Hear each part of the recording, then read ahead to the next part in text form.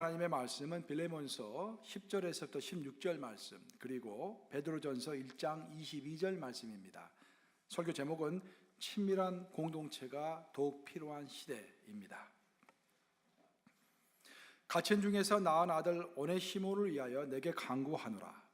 그가 전에는 내게 무익하였으나 이제는 나와 내게 유익함으로 내게 그를 돌려보내노니 그는 내 신복이라. 그를 내게 머물러 있게 하여 내 복음을 위하여 갇힌 중에서 내 대신 나를 섬기게 하고자 하나 다만 내 승낙이 없이는 내가 아무것도 하기를 원하지 아니하노니 이는 너의 선한 일이 억지같이 되지 아니하고 좌우로 되게 하려 함이라. 아마 그가 잠시 떠나게 된 것은 너로 하여금 그를 영원히 두게 함이니 이후로는 종과 같이 대하지 아니하고 종 이상으로 곧 사랑받는 형제로 둘 자라. 내게 특별히 그러하거든 하물며 육신과 주 안에서 상관된 내게라. 베드로전서 1장 22절은 우리 한 목소리로 합독합니다. 시작. 너희가 진리를 순종함으로 너희 영혼을 깨끗하게 하여 거짓이 없이 형제를 사랑하기에 이르렀으니 마음으로 뜨겁게 서로 사랑하라.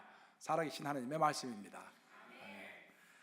오늘 이제 본문 제목이요. 제 설교 제목이 2019년 세계의 흐름 기독교의 해석 우리의 행동인데, 제가 원래 이제 설교 제목을 보통 목요일 저녁이나 늦어도 금요일 아침까지는 이제 줘야 합니다. 그래서 주보를 만들기 때문에. 그래서 이번 주에 하나님의 감동이 있어서 2019년도 전체적인 좀 개관을 해서 세계가 어떻게 흘러가고 있는지, 그리고 우리 기독교회는 어떻게 그 흐름을 해석해야 하는지, 또 우리 기독인들은 어떻게 행동해야 하는지 그런 것들을 좀 이야기하겠다라고 이제 생각하고 글을 쓰기 시작했는데, 쓰다 보니까 이건 35분 가지고는 도저히 안 될 것 같아요. 한 3시간이 필요할 것 같아요. 그래서 이 부분은 내가 따로 특강을 한번 하도록 하겠습니다. 특강을 하도록 하고, 오늘은 이제 그것에 대한 결론 부분인 결국 진실한 공동체가 필요한 시대이다, 이게 이제 결론인데, 그 결론을 중심으로 해가지고 오늘 설교를 전하고자 합니다.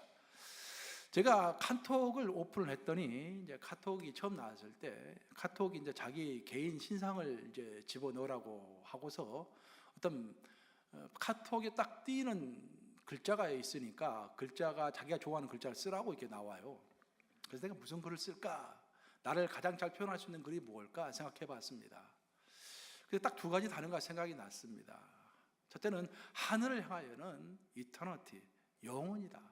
결국 내 삶의 지표가 되는 것, 내 삶의 모든 행동의 판단 근거가 되는 것은 이터너티, 영원. 영원한 것이 아니면은 될 수 있으면 투자하지 않는 삶, 그것이 제 삶의 모토니까 첫째는 이터너티다, 영원이다. 둘째는 뭔가?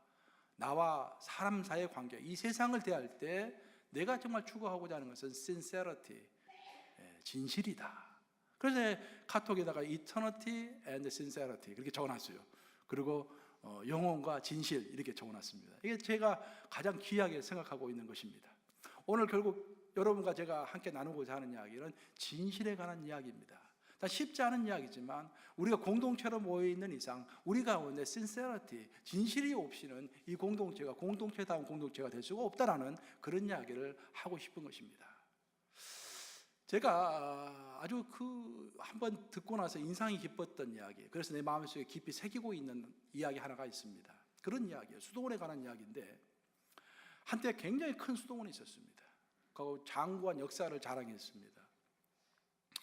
한때 아주 잘 나갔던 수도원인데 17세기와 18세기를 거치면서 유럽에서 수도원 박해 운동이 일어나서 많은 박해를 받았습니다. 그리고 19세기가 이르게 되면 여러분들 잘 알다시피 19세기는 계몽주의 시대가 되면서 이제 신을 부정하는 시대, 세속주의 물결이 거세게 들어오는 그런 시대를 맞이했습니다. 그래서 더 이상 많은 수도사들이 수도원에 들어오지 않았습니다. 그리고 있던 수도사들도 많이 수도원을 떠났습니다. 그리고 또 기존에 있었던 명망 있는 수도사들은 다 늙어서 또 병들어서 다 죽어갔습니다. 그래서 한때 그렇게 위용을 자랑했던 수도원에 불과 5명만 남게 되는, 수도사 5명만 남게 되는 초라한 수도원이 된 것입니다. 근데 그 수도원은 깊은 산골에 있었는데 그 경치가 굉장히 아름다웠어요. 근데 그 수도원 바로 앞에 어떤 한 채 오두막집이 있었는데 그 오두막집은 그 근처의 도시에서 사역하고 있는 어떤 랍비가 별장으로 사용하고 있는 그런 오두막집이었습니다. 랍비는 이제 사역을 하다가 몸이 지치고 영혼이 지치면 가끔씩 그 별장에 와서 쉬곤 했는데 한 번은 랍비가 이제 그날도 쉬고 싶어가지고 자기 별장으로 찾아왔습니다. 그 모습을 멀리서 수도 원장이 본 거예요. 수도 원장은 과연 이 수도원을 앞으로 어떻게 할 것인가? 지금 모든 젊은 사람들은 다 떠나고 늙어 있는 사람 5명만 남아 있는데 이 수도원의 문을 닫아야 할 것인지 말할 것인지 그런 고민 가운데 있었습니다. 근데 그 고민을 문득 그 랍비하고 상의하고 싶은 마음이 생겼어요. 왜냐하면 그 랍비가 상당히 명망이 있는 랍비로서 그 근처에 소문이 많이 나 있는 그런 랍비였습니다. 그래서 수도원장이 거두절미하고 찾아갑니다. 그리고 만나자마자 자기가 고민하고 있는 것들을 기탄 없이 다 터놓습니다. 그리고 랍비에게 물어봅니다. 이거 어떻게 하냐고. 그렇게 해서 두 사람의 대화는 시작이 되었고 밤이 깊도록 두 사람이 아주 심도 있는 신앙의 이야기를 주고받습니다. 그리고 밤이 아주 깊어서 드디어 이야기를 다 마치고 수도원장이 이제 떠날 때가 되었습니다. 두 사람은 깊게 서로 포용했습니다. 자기의 종교는 약간 달랐지만 그래도 서로가 통하는 것이 있어서 포용을 하고 이렇게 헤어지는 마당에 마지막에 수도원장이 한마디를 했어요. 오늘 저녁에 우리가 많은 이야기를 했지만 결국 내가 얻고자 하는 답을 얻지 못하고 떠납니다. 혹시라도 당신이 나에게 우리 수도원의 미래에 대해서 어떻게 해야 할 것인지 단 한마디라도 해줄 수가 있습니까? 라고 물어본 거예요. 랍비가 대답합니다. 그 질문에 대해서 내가 뚜렷하게 어떤 답변을 할 수가 없습니다. 근데 한 가지 짚히는 것이 있습니다. 한 가지 내 마음속에 확신으로 오는 것은 지금 5명이 남아있다고 했는데 그 5명 중에 한 사람이 위대한 영적 지도자가 될 것이라는 그런 확신은 저에게 강하게 옵니다. 그 이야기를 해줬어요. 그래서 이제 수도 원장이 수도원으로 돌아갑니다. 수도사들이 이제 기다리고 있던 수도사들이 막 물어봅니다. 아니 무슨 이야기를 했냐고. 우리 수도원의 미래에 대해서 이야기했는데 별다른 이야기가 없었다. 하지만 한 가지 마지막 한마디를 랍비에게 해줬는데 그 말은 우리 5명 중에 하나가 분명히 앞으로 위대한 영적 지도자가 될 것이라는 그런 이야기를 해줬다. 그렇게 전했어요. 그 다음부터 5명의 수도사들은 기도할 때마다 그 이야기가 다 생각이 나는 거예요. 과연 우리 5명 중에 누가 위대한 영적 지도자가 될까? 그래서 자기 자신을 제외하고 나머지 4사람을 하나하나 다 평가를 해봅니다. 그들의 인품, 그들의 리더십, 특별히 과거에 했던 것들을 다 이렇게 생각을 해봐요. 5명 중에 1명이면 확률이 굉장히 높잖아요. 20%잖아요. 그래서 5명 중에 누구일까 생각하는 거예요. 그러다가 갑자기 옛날에 그렇게 평범하게 보이던 자기 동료 수도사들이 그렇게 생각하기 시작하자 굉장히 하나하나가 위대하게 보기 시작한 겁니다. 야, 이 사람은 평상시에 말을 절도 있게 하지. 이 사람은 겸손하지. 그들의 장점이 막 보기 시작하는 거예요. 동시에 자기 자신을 들여다볼 때 이 5명 중에서 도저히 위대한 영적 지도자가 될 수 없는 사람, 확실하게 될 수 없는 사람은 딱 한 사람이다. 바로 나다. 라는 것은 또 확실하게 생각이 되는 거예요. 자기 자신을 많이 반성하게 되는 것입니다. 이렇게 세월이 흐르면서 분위기가 이상하게 바뀝니다. 5명의 수도사들은 이전과는 다르게 서로가 서로를 더 깍듯하게 존중하고 그들이 무슨 말을 하든지 이 말이 뭔가 의미가 있을 거야 라고 다시 한번 그 말을 생각하게 되고 동시에 자기 자신의 못난 것에 대해서 자기 자신을 반성하며 돌아보게 됩니다. 가끔씩 그 수도원에는 외부 사람들이 방문하고 했는데 외부 사람들이 방문해서 보니까 뭔가 분위기가 바뀌었어요. 거룩한 분위기가 흐르고 있고 거기에 어떤 진지함이 흐르고 있고 어떤 깊이가 느껴집니다. 영적인 깊이가 느껴지는 거예요. 그래서 방문객들이 이게 뭔가가 있구나 라고 생각합니다. 그래서 한 번 왔던 방문객이 2번 와서 거기에서 묵상하고 명상하고 또 올 때는 혼자 오는 것이 아니라 친구들을 데려옵니다. 그래서 시간이 지나면서 그 수도원을 방문한 사람들이 많아졌어요. 그리고 그 중에는 그 분위기가 너무 좋아서 수도사로 헌신하는 사람들이 1명, 2명 생기기 시작합니다. 그리고 급기야는 그 수도원은 아주 융성한 옛날의 전통을 다시 한번 되찾는 큰 수도원이 됐다라는 실화입니다. 그런 이야기가 있습니다. 결국 서로에 대한 존중, 그리고 자기 자신에 대한 반성, 이 두 가지가 좋은 공동체를 만든다는 그런 교훈적인 이야기일 줄로 믿습니다. 2019년, 오늘 우리는 21세기를 살아가고 있는데 21세기의 인간들은요, 21세기 살아가는 우리 인간들은 사실 방 안에 혼자서 갇혀가지고 외톨이가 되는 것은 별로 두려워하지 않습니다.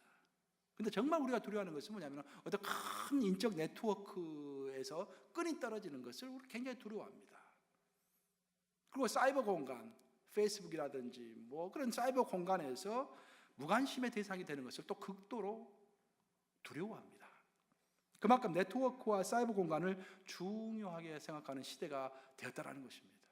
그리고 그 네트워크와 사람들과의 관계, 또 이런 큰 사이버 그 공간에서 인정받는 사람이 되고자 하는 욕망이 많아지는 그런 시대가 되었습니다. 그런데 문제는 뭐냐면은 우리가 페이스북을 통해서 아무리 많은 친구를 가지고 있다고 할지라도 뇌과학 연구 결과에 따르면 한 인간은 결코 150명 이상과 친밀해질 수가 없다는 것입니다. 딱 150명이에요. 우리가 정말로 친밀해질 수 있는 맥시멈으로 노력해가지고 친밀해질 수 있는 인간의 한계가 딱 150명입니다. 그 이상 친밀해질 수가 없어요. 만약 우리가 페이스북에 1000명의 친구를 가지고 있다고 한다면 2000명의 친구를 가지고 있다고 한다면 그들로부터 내가 인기를 얻을 수는 있을지 모르지만 그들과 진실한 친밀한 관계를 맺을 수는 없다라는 것입니다.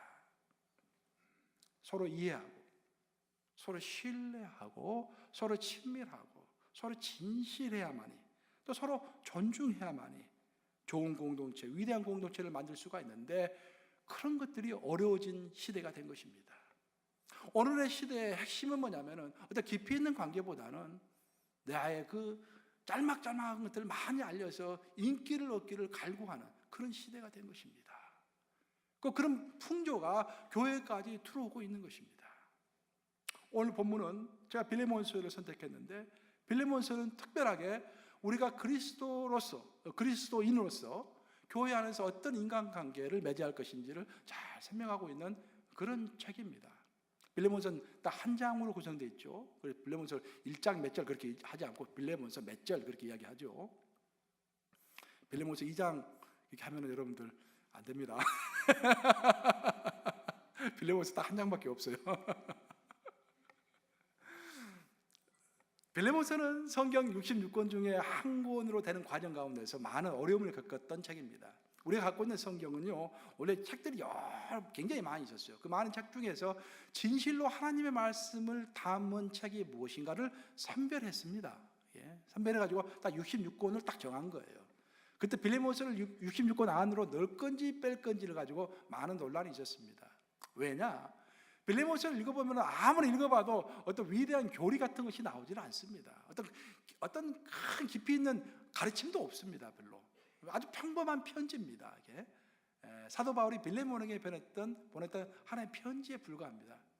근데 왜 그 많은 엄격한 심사를 뚫고서 빌레몬서가 성경의 한 권이 되었는가? 그 이유는 빌레몬서야말로 우리 기독인들이 성도와 성도 사이에 가져야 할 인간적인 관계에 대해서 그 어떤 책보다도 프랙티컬하게 또 심도 있게 설명하고 있기 때문에 빌레몬서가 성경 66권 중에 한 권이 된 것입니다. 빌레몬서를 읽으면서 우리가 제일 먼저 마음에 와 닿는 것은 뭐냐면은 사도 바울은 빌레몬과의 관계에 있어서 자신감이 있었다는 것입니다. 내가 무슨 말을 하든지 빌레몬은 내 말을 들을 것이다 라는 그런 자신감이 있었다는 것입니다. 자, 여러분들은 자신감 있으세요? 여기 교회 내에서 친구들이 있었죠. 이 친구는 내가 무슨 말을 하든지 내 말을 신뢰하고 나를 도와줄 것이다 라는 그런 자신감이 있습니까? 저는 여러분들 담임 목사지만 생각을 해봤어요. 설교 쓰면서. 저도 반성이 많이 됩니다. 그렇게 많은 자신감이 없어요. 내가 무슨 부탁을 하면은 성도들이 목사님 왜 이런 부탁을 하시나? 목사님 제정신이시나? 그런 생각을 꼭 할 것 같아. 마음껏 부탁하기가 어려워요. 마음이. 벌써 세속적인 생각이 그 안으로 들어와 있는 거예요. 지금. 사도 바울의 일대기를 읽어보면 사도 바울은 1차, 2차, 3차 전도여행을 했죠. 물론 4차 전도여행까지 사바나까지 했다는 말이 있지만 사도행전에 나오는 것은 1차, 2차, 3차 전도여행입니다. 그중에 3차 전도 여행은 특별하게 에베소 지역에 가서 3년 이상을 머물면서 에베소 지역에서 두란노 소원을 빌려서 렌트해가지고 그곳에서 하나님의 복음을 전파했다고 되어 있습니다. 사도 바울이 에베소라는 지역에서 두란노 소원을 빌려가지고 거기에서 이제 설교하고 있을 때 빌레몬이라는 사람이 비즈니스 출장을 옵니다.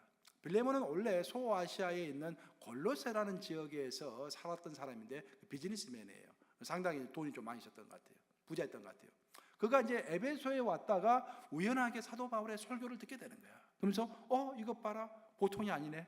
그러면서 계속 듣다가 하나님의 도를 얻게 되는 것입니다. 그래서 유대교에서 기독교로 개종을 했어요. 그래서 사도 바울과 빌레몬의 관계는 사도 바울이 복음을 전파함으로 빌레몬은 사도 바울의 복음을 듣고 개종자가 되었다라는 그 정도의 관계입니다. 그러나서 사도 바울은 이후에 3차 전도 여행 이후에 이제 잡혀서 로마로 호송이 됩니다. 그래서 로마 감옥에 갇히게 되죠. 사도 바울은 로마 감옥에 갇혔지만 그곳에서도 여전히 복음을 전파합니다. 때가 되든지 때를 얻든지 때를 얻지 못하든지 사도 바울은 자기가 선포했던 말씀 그대로 때를 얻든지 얻지 못하든지 복음을 선포했습니다. 감옥에서도 복음을 선포한 거예요. 자기와 함께 갇혔던 죄수 중에 하나가 오네시모라는 사람이 있었습니다. 그에게 보고 사도 바울은 복음을 전파했어요. 그리고 오네시모의 그 삶에 대해서 이야기를 들어보았습니다. 들어보았더니 오네시모는 종이었어요. 노예였습니다. 노예인데 주인으로부터 도망을 친 거예요. 근데 그 당시의 법에 따르면 노예는 사람이 아닙니다. 노예는 물건이에요. 물건. 그 당시에는. 그래서 노예가 주인의 명을 어기고 도망을 했다는 것은 사형입니다. 즉각적인. 근데 오네시모는 더 큰 죄를 지었어요. 도망했을 뿐만 아니라 도망할 때 그냥 도망한 것이 아니라 자기 주인의 집에서 귀중품을 몰래 훔쳐가지고 도망한 거예요. 그럼 죄가 2개입니다. 2개. 그럼 이런 사람들을 죽일 때는 그냥 죽이는 게 아니라 사형 중에서도 제일 심한 사형, 십자가 사형이 제일 심한 사형이에요. 우리 예수님이 이제 받으셨던 십자가형이 가장 중한 형벌입니다. 그 십자가를 받든지 아니면 들짐승에게 잡아먹히는 그런 형벌을 받게 되어 있습니다. 굉장히 중한 그런 죄인이죠. 그래서 이제 오네시모가 로마 감옥에 갇혀 있었는데 사도 바울과 이야기를 하다 보니까 또 그 주인이 너의 주인이 누구였냐? 물어보니까 나는 골로새에 있었는데 빌레몬이라는 사람 밑에 있었습니다 라고 이야기를 한 거야. 사도 바울이 이거 봐라, 빌레몬 내가 아는 사람인데. 그러면서 즉각적으로 편지를 쓰기 시작한 겁니다. 빌레몬에게. 그래서 이를 이제는 더 이상 종으로 생각하지 말고 너의 종으로 생각하지 말고 이제 나를 통해서 복음을 받아들였으니 복음 안에서 너와 나 그는 이 세 사람은 한 형제이니 형제로서 기꺼이 용서해라. 그러면서 사도 바울은 그래서 좀 뭔가 꺼림직했던 것 같아요. 왜냐하면 빌레몬과 아주 친한 사이는 아니었던 것 같아요. 사도 바울이. 그래서 뭔가 객관적인 관계는 있었지만 깊은 관계는 없었기 때문에 사도 바울이 혹시나 해서 이런 말도 적고 있습니다. 18절과 19절 보시면 그런 말이 있어요. 자, 내가 들어보니까 오네시모가 너희 집에서 물건을 훔쳤다고 하는데 그 물건은 내가 변상해 주겠다. 하지만 너가 기억해야 할 것은 너 또한 빌레몬 너 또한 나에게 빚진 자인 것을 잊지 말라. 왜 빚을 졌습니까? 내가 너에게 복음을 전파해 줬지 않느냐. 이 세상에서 가장 귀한 것이 뭐냐? 이 세상에서 가장 귀한 것은 100만 불보다 더 귀한 것은 복음이다라는 거예요. 복음을 통해서 영원한 생명을 얻는 것이기 때문에 그것보다 더 귀한 것이 없는데 나는 너에게 복음을 전해준 사람이다. 그러니 너는 나에게 큰 빚을 진 사람 아니냐. 그러니까 내가 빌레몬 너에게 오네시모를 부탁하니 너가 내 얼굴 봐서라도 오네시모를 용서해라 라고 편지를 쓰는 것입니다. 사랑하는 여러분, 사도 바울은 복음의 값어치에 대한 이 확신이 있었습니다. 자기가 너무도 귀한 것을 빌레몬에게 줬다고 자기는 철저히 믿었습니다. 그것에 근거해서 정말 빌레몬에게 큰 재산적인 손실일 수도 있는 자기의 종을 용서하라고 이제 자유인으로 풀어주라고 도전하고 있는 것입니다. 우리가 교회 공동체로 모였다고 한다면 이 정도의 신뢰와 이 정도의 부탁이 이루어질 수 있는 그런 공동체가 돼야 할 줄로 믿습니다. 다시 말해서 바울과 빌레몬은 복음 안에서 진실로 맺어진 그런 관계였기 때문에 노예인 오네시모의 잘못에 대한 용서를 기꺼이 부탁할 수 있는 그런 관계임을 사도 바울은 확신하고 있었다라는 것입니다. 바로 이런 관계가 우리 사이에 있어야 합니다. 복음 안에서 진실로 우리가 복음 안에서 그리스도 안에서 맺어진 한 형제요 한 자매라고 한다면은 세상 사람들 사이에서의 관계보다 뭔가 더 특별한 것이 있어야 할 줄로 믿습니다. 그래 생각하지 않습니까, 여러분? 정말 세상 사람들도 의리를 지키고, 그렇죠? 세상 사람들도 의형제를 맺고 그렇습니다. 근데 그것보다 교회 안에서 형제자매 관계가 더 못하다고 한다면은 우리는 지금 신앙생활을 잘못하고 있는 것입니다. 우리가 현재 잘하고 있느냐 못하고 있느냐가 문제가 아니라 성경은 그것을 진리로 선포하고 있다는 사실이 중요한 거예요. 어떤 사람들 그렇게 이야기합니다. 나는 저 사람과 의형제야. 그 사람 교회도 안 다녀. 만나면 술 마시고 그래 골프 같이 치고 그런 친구야. 그런데 교회 친구보다 그 친구 훨씬 더 친하대. 그건 아니에요. 의형제로 가질 수는 있겠죠. 하지만 그 의형제를 맺은 그 친구와의 관계보다 여러분 바로 옆에 있는 기집사님, 여러분 바로 옆에 있는 변집사님과 더 친해할 줄로 믿습니다. 우리 그런 의미에서 한번 우리 더 친하게 지냅시다. 한번 해보세요. 한번. 진실로 더 친하게 지냅시다. 한번 해보세요. 한번.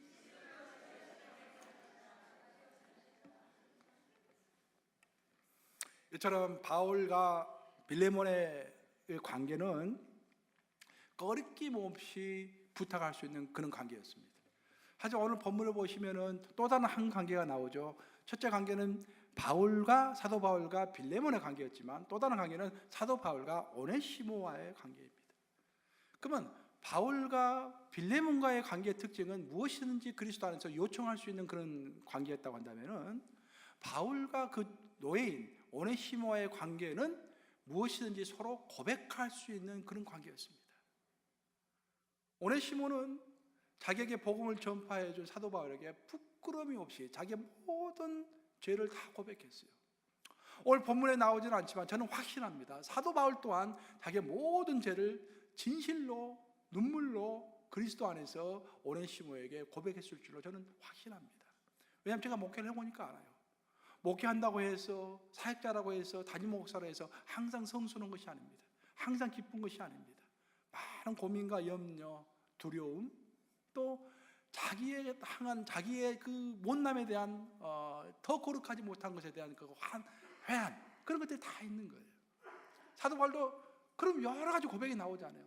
다른 사람들이 다 복음을 전파한 후에 내가 무너지면 나는 무엇이냐? 그래서 나는 내 자신을 채찍질한다. 그렇게 표현했지 않습니까? 자기 자신에 대한 두려움이 있는 거예요. 그런 고백들을 분명히 오네시모에게 했을 것으로 저는 믿습니다. 그런 관계가 있었던 거예요. 그런 솔직한 고백에 관계의 끈이 있었던 것입니다. 오네시모가 그의 무거운 죄를 고백했을 때 그가 그리스도 안에서 용서가 되었고 오히려 한 형제로 인정이 된 것처럼 바울 또한 오네시모에게 자신의 죄를 다 고백하고 자신의 연약함을 고백함으로 그 오네시모가 진실한 사도 바울의 친구요, 위로자요, 격려자가 되었을 것입니다. 아마 오네시모는 죽는 그날까지 사도 바울의 은혜를 잊지 않고 사도 바울을 도왔다라는 그런 말이 있습니다. 종이었지만 나중에 어떤 감독이 됐다는 그런 이야기도 있어요. 그만큼 사도 바울의 사도 바울과의 사이에서 맺어졌던 그 진실한 관계가 두 사람 모두에게 큰 원동력이 되었던 것입니다. 바로 우리 교회에서 추구하고 있는 울린 가족의 목표가 그거예요. 우리 울린 가족은 그냥 모여서 예배드리는 그런 공동체가 아니라 울린 가족으로 모여서 진실하게 서로의 죄를 고백하고 서로를 위로하고 격려하고 하나 되는 그런 바디가 되어야 할 줄로 믿습니다. 여러분, 교회는 단지 형식으로 만나는 곳이 아닙니다. 교회는 정말 진실한 곳이고 영으로 마음으로 진심으로 만나는 곳이 바로 교회입니다. 동시에 또한 우리가 기억해야 할 것은 뭐냐면은 우리의 진정한 관계, 우리의 진정한 만남, 우리가 지금 진실한 관계를 원하는데 그 진실한 관계와 진실한 만남은 자동적으로 이루어지지 않는다는 것입니다. 여러분들이 성경을 읽으시면서 기독교인이 됐다면 가장 기본적으로 아셔야 할 사실이 뭐냐면은 왜 하나님께서 우리에게 성령을 주셨는가라는 것입니다. 우리는 지금 현재 성령의 시대에 살고 있어요. 우리가 만약 구약의 시대를 성부 하나님의 시대라고 한다면은 그 이후에 성자 예수님의 시대가 있었고 지금은 성령의 시대를 우리가 살고 있습니다. 그럼 왜 우리에게 성령이 필요한 것인가? 우리 하나님은 자신이 어떤 분이신가를 계시하기 위해서, 계시라는 것은 숨겨진 것을 밝히 드러내 보이시는 것이죠. 우리는 하나님이 누군지를 잘 몰라요. 안 보이니까. 근데 하나님이 어떤 분인가라는 것을 실제로 우리 눈으로 확인할 수 있도록 하기 위해서 그의 외아들인 예수 그리스도를 이 땅에 보내신 것입니다. 그래서 예수 그리스도를 통해서 우리가 구원을 받은 거예요. 그 모든 것이 끝난 것 같습니다. 모든 것을 우리가 이해할 수 있을 것 같습니다. 하지만 그게 아니에요. 하나님은 가장 중요한 것을, 에센스, 핵심적인 것을 예수 그리스도를 통해서 알게 하셨지만 여전히 우리가 배워야 할 것은 많이 있습니다. 그래서 여전히 우리가 배워야 할 것을 가르쳐주기 위해서 성령을 보내신 거예요. 그래서 여러분들 왜 매주 설교가 필요한가? 우리가 성경을 한번 읽고 나면 거기서 끝마치면 될 것 같은데 왜 설교가 매주 필요한가? 매주 새로운 사건들이 벌어지기 때문입니다. 그 새로운 사건들이 벌어지면서 성령께서는 그 새로운 사건의 의미를 우리에게 해석해 주시는 거예요. 가르쳐 주시는 거예요. 주의 종을 통하여서 또 선포하게 하시는 것입니다. 그래서 우리는 매일 새롭게 하나님의 진리를 깨닫게 되는 것입니다. 우리의 진실한 관계도 마찬가지예요. 우리가 교회에 와서 내가 이 뉴욕 감리교회 성도가 되고 세례받고 하는 것으로 끝나는 것이 아닙니다. 그때부터 출발해요. 진실한 관계는 한 번으로 이루어지는 것이 아니라 계속해서 만들어가는 것입니다. 성령의 인도하신 가운데서 진실한 관계를 만들어가는 거예요. 많은 사람들이 착각하는 것 중에 하나는 뭐냐면은 교회만 가면 모든 사람들이 사랑이 넘치고 막 진실하고 그런 걸 다 기대하고 교회 옵니다. 그러다가 조금 상처받으면 교회 아무것도 아니네, 세상보다 더 못하네, 막 그렇게 불평을 합니다. 근데 여러분들이 아셔야 할 것은 뭐냐면은 아무리 사람들이 진실해도요, 여러분들 자신이 먼저 진실해지지 않으면 그 진실이 보이질 않습니다. 근데 내가 진실해져야겠다 하고 마음 먹고 내가 진실한 마음으로 변화가 되면은요, 놀랍게도 그때부터 다른 사람들의 진심이 보이기 시작하는 거예요. 제가 잘 아시는 목사님, 그 목사님이 똑같은 간증을 하도 많이 하니까 제가 이제 지금 애우다시피 해요. 그 목사님 간증 내용이 그렇습니다.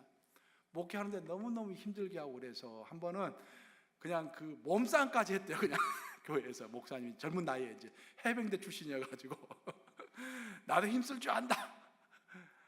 그래가지고 교회에서 너무 이제 큰 이제 시련을 받고 그러다가 큰 교통사고를 이제 당하셨어요. 본인은 죽는 줄 알았대요. 근데 교통사고 나서 죽는 줄 알았는데 하나님께서 살려주셔가지고 치유를 해주셨어요. 근데 병원에 있는 사이에서 하나님이 마음을 많이 만지시면서 마음이 많이 겸손해졌대요. 근데 놀라운 것은 뭐냐면은 그 병이 치유되는 과정 가운데서 그렇게 자기를 괴롭힌다고 생각했던 성도들이 그렇게 사랑스럽게 보이더래요. 그래서 그 성도들이 사랑스럽게 보인 순간부터 목회가 풀리기 시작했다라는 거예요. 나 그 말 듣고요, 그게 해법이구나. 이 사랑스러워져야 합니다. 제가 여러분들 볼 때 여러분들이 사랑스러워져야 돼요. 그래서 여러분들 많이 혜택을 받습니다. 이게 서로가 사랑으로, 그러니까 내가 마음이 바뀌어야 그 사람은 예나 지금이나 똑같은 사람 아닙니까? 근데 그 목사님이 시야가 바뀌니까 성도들이 다 사랑스럽게 보이는 거예요. 마찬가지입니다. 우리가 먼저 변해야 할 줄로 믿습니다. 교회 공동체는요, 정말로 진지하고 엄숙한 곳입니다, 여러분들. 오늘날에는 교회가 너무 경박스러워졌어요. 그런데 원래 교회의 의미는 이 생명을 걸고 예배를 드리는 것입니다. 여러분들이 예배를 드린다는 것은 내가 누구인가를 가장 적나라하게 표현하는 수단입니다. 자, 보세요. 우리는 다른 신에게 예배 드리지 않고 여호와 하나님께 예배를 드리는 사람들입니다. 여기에 모여있다는, 뉴욕 감리교회에 모여있다는 것 자체는 그걸 선포하는 것입니다. 나는 하나님을 따르는 사람이다. 엄청난 핍박이 있을 수도 있죠. 그럼에도 불구하고 나는 선포하는 거예요. 나는 하나님을 따르는 사람이다. 더 깊이 들어가면은 우리는 로마 캐톨릭이나 동방 종교에 의존하는 그런 식의 예배를 드리지 않습니다. 우리는 개신교인으로서 모여가지고 예배를 드리는 거예요. 이건 어마어마한 사건입니다. 왜냐하면 사람들은 자기가 원하는 예배를 지키기 위해 생명을 걸었던 역사가 기독교의 역사입니다. 로마의 카톨릭 교인들은요, 루터 교인들이 생겼을 때 루터 교인들, 그리고 켈빈주의자들이 생겼을 때 켈빈주의자들을 죽였습니다. 로마 캐톨릭의 방식으로 예배 드리지 않는다고. 그렇지만 루터 교인들과 캘빈주의자들은 굽히지 않고 자기가 목숨을 잃을 수 있음에도 불구하고 모여서 예배를 드렸던 거예요. 자기가 확신 대로 예배를 드렸습니다. 근데 더 놀라운 사실은 그렇게 해서 루터 교도들과 캘빈주의자들이 장로교를 이루고 루터교를 이루었는데 나중에 그들은 유럽에서 제세례파들과 또 쉐커 교도들을 또 죽였습니다. 정상적인 예배를 드리지 않는다고 죽였습니다. 그래서 그들이 피신해 와서 미국에 와서 침례 교도가 됐어요. 그렇죠? 제세례파들이. 더 놀라운 것은 미국에서 그들이 와서 정착하고 미국의 최대 교단이 되었을 때 몰몬 교인들을 죽이기 시작했습니다. 몰몬 교인들 지금 유타에서 살고 있지만 원래 미주리를 거쳐가지고 유타까지 도망한 거 아닙니까? 미주리든지 유타는 살기 좋은 지역이 아닙니다. 그 늪지대. 죽이니까 도망쳐서 거기까지 간 것입니다. 제가 이런 역사를 이야기 드리는 것은 뭐냐면은 우리가 예배를 드린다라는 것은, 교회에서 예배를 드린다라는 것은 생명을 걸고 내가 누군가를 표현하는 것입니다. 굉장히 진지한 것입니다. 근데 오늘날 우리가 예배를 얼마나 경박스럽게 드립니까? 얼마나 경박스럽게 쉽게 교회를 만들고 쉽게 교회를 또 해체합니까? 이건 아닙니다. 이거. 그런 측면에서 우리 개신교도들이 오늘날 입이 10개라도 할 말이 없어요. 캐톨릭은 그런 면에서, 교리는 캐톨릭이 분명히 잘못됐습니다. 하지만 그런 면에서는 잘하고 있지요. 경박스럽지가 않습니다. 우리가 이런 면에서 많은 반성을 해야 한다라는 것입니다. 사도 바울은 고린도 교인들 향해서 이야기할 때 그런 이야기를 했습니다. 고린도후서 7장 3절이죠. 한번 같이 읽어보겠습니다. 고린도후서 7장 3절 시작. 내가 이 말을 하는 것은 너희를 정죄하려고 하는 것이 아니라 내가 이전에 말하였거니와 너희가 우리 마음에 있어 함께 죽고 함께 살게 하고자 함이라. 사도 바울은 고린도 성도들에게 많은 질책을 했습니다. 그들이 잘못한 것들이 많이 있어서. 하지만 사도 바울이 고린도 교인들에게 하는 이야기는 내가 너희들에게 자꾸 여러 가지 이야기를 하는 것은 너희를 정죄하고자 하는 것이 목적이 아니라 너와 나는 함께 죽고 함께 사는 그런 운명 공동체이기 때문에, 너희들이 잘못되는 것을 내가 그대로 둘 수 없기 때문에, 운명 공동체이기 때문에 내가 너를 질책한다라고 설명하고 있는 것입니다. 여기서 키포인트는 뭐냐면은 사도 바울은 고린도 교회를 못난 교회요, 타락한 교회였지만 그럼에도 불구하고 그들과 사도 바울을 운명 공동체, 생명 공동체, 함께 죽고 함께 사는 공동체로 봤다라는 것입니다. 그런 관점이 오늘날 우리에게 필요할 줄로 믿습니다. 그만큼 사도 바울이 생각하는 교회 공동체, 또 예수님이 또 마찬가지, 예수님이 생각했던 생명 공동체, 교회 공동체. 예수님께서 그랬잖아요. 제자들이 와가지고 당신의 형제들이 당신을 찾습니다 했더니 내 형제가 누구냐? 내 부모가 누구냐? 바로 여기 있는 사람들 아니냐? 나와 함께 있는 사람들 아니냐? 라고 예수님과 함께 하는 사람이 내 형제요, 내 부모라고 했지 않습니까? 그래서 부모와 형제보다도 더 귀한 사람이라는 그런 간접적인 표시입니다. 그렇죠? 사도 바울이 생각했던 교회 공동체, 예수님이 생각하시는 교회 공동체는 진실할 뿐만 아니라 함께 죽고 함께 사는 그런 절박한 심정의 공동체였던 것입니다. 이제 말씀 마무리합니다. 성경이 우리에게 가르쳐주는 인생이라는 것은요, 여러분들 좋은 인생이 아니라 깊어지는 인생을 우리에게 가르치고 있습니다. 우리는 좋은 것을 추구하지만 좋은 것은 우리를 타락하게 만듭니다. 정말 좋은 것은요, 깊어지는 것입니다. 교회도 마찬가지입니다. 교회는 성장하는 것이 목적이 아니라 깊어지는 것이 목적이 되어야 할 줄로 믿습니다. 그 깊어진다는 것이 무엇인가? 성경에서 말하는 깊어진다는 것은 무엇인가? 그것은 관계가 깊어지는 것입니다. 하나님과 나 사이의 관계가 깊어지는 거예요. 우리가 좋은 인생을 사는 것, 만족스러운 인생을 사는 것은 하나님과 나 사이의 올바른 관계에서 파생되어서 나오는 것이지 그것이 목적일 수는 없습니다. 하나님과 나 사이의 관계가 깊어지는 것이 우리의 목적이에요. 그리고 우리의 목적을 따라서 하나님과 나 사이의 관계가 깊어졌을 때 하나님은 나를 잘 아시기 때문에 나에게 가장 좋은 것을 주시는 것입니다. 그래서 예수님은 우리에게 계명을 종합할 때 너희는 먼저 그의 나라와 그의 일을 구하라. 그다음에 이 모든 것을 너에게 더하시리라라고 말씀하셨어요. 우리 모든 것을 주신다는 말씀이세요. 하지만 전제 조건은 뭐냐면은 먼저 하나님을 구하라라는 것입니다. 먼저 하나님과 나 사이의 관계가 깊어지라라는 것입니다. 하지만 관계는 하나님과 나 사이의 관계만 있는 것이 아니라 나와 또 다른 사람의 관계도 있죠. 교회 안에서 성도들 사이의 관계가 깊어져야 한다라는 것입니다. 하지만 오늘날 21세기 교회에서는 이런 반대되는 현상을 발견합니다. 교회는 생사를 함께하는 교회의 공동체 정신을 다 상실해 버린 것입니다. 너무도 경박스럽습니다. 세상과 다를 게 아무것도 없어요. 보면은 제가 신학교에 다닐 때 한 번은 설교학 시간에요, 한 학생이 질문했습니다. 인터넷 예배가 생겨났는데 그것이 성경적입니까? 하고 교수님에게 질문했어요. 그 시간에 교수님과 또 학생들이 다 같이 모여가지고 그것이 옳은가 그른가 디스커션을 했습니다. 그렇게 해서 교회의 본질이 무엇인가, 예배의 본질이 무엇인가 한 가지 한 가지 생각하면서 한 가지 다 짚어가면서 우리가 생각해 보았습니다. 우리의 결론은 뭐냐면은 예배의 형식을, 인터넷 예배는 예배의 형식을 갖출 수는 있지만 예배의 생명은 얻을 수 없다라는 것입니다. 생명은 생명이 생명을 낳는 거예요. 그렇죠? 어떤 물질이, 어떤 현상이 생명을 낳는 것이 아닙니다. 몸이 몸을 낳는 것입니다. 반드시 예배와 성찬은 몸과 몸이 만나야 하는 것입니다. 그렇죠? 온 존재가 만나, 영과 혼과 육이 한꺼번에 만나야 하는 것입니다.